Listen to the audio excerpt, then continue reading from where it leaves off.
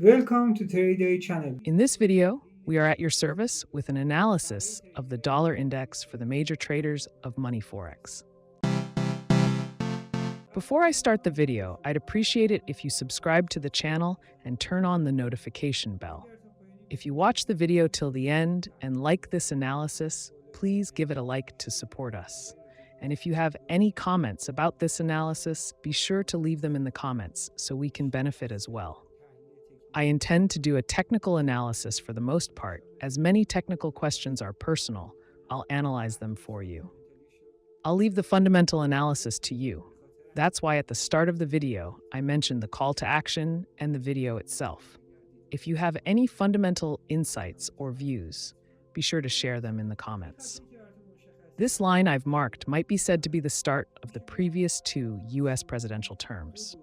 From January 2016 to December 2020 are the previous two presidential terms, and the last one started in January 2020, and we consider its end around the beginning of January 2024, and we're entering a new term. Why did I mention this to you? Why point this out? Look, in the past two terms, using basic statistics, it's fair to say that price tends to react and have interactions between these buying and selling zones. I'm referring to these blue dashed lines and the complete blue line at the top, which creates levels of 7,800 and 7,706. Why am I explaining this to you? Why am I telling you this? When it started here, between these two lines, it moved into the next term, had reactions to this line. And if we consider these as levels, in the prior term, it played along this line. In the next term, it moved upward through these zones. You can assess this scheme comprehensively for yourself. I won't delve too much into it. Based on this analysis, we can imagine these lines as important for us. Perhaps this line isn't necessary to focus on when talking about the highs and lows.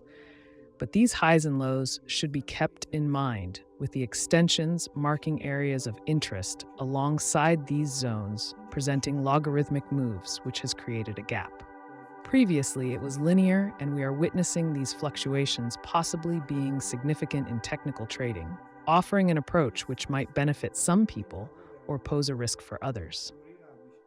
Therefore, based on the current video, and always when engaging in Forex trading, set your stop loss and take profit before even entering the trade. Determine your entry point, stop loss, and take profit in advance. And set a risk level for that entry point and use a fixed risk amount. Keep the risk under 0.5% per position, effectively managing Forex trades by attempting to risk 0.5% or less for any buy or sell action. If considering two simultaneous positions, split this 0.5% into smaller portions.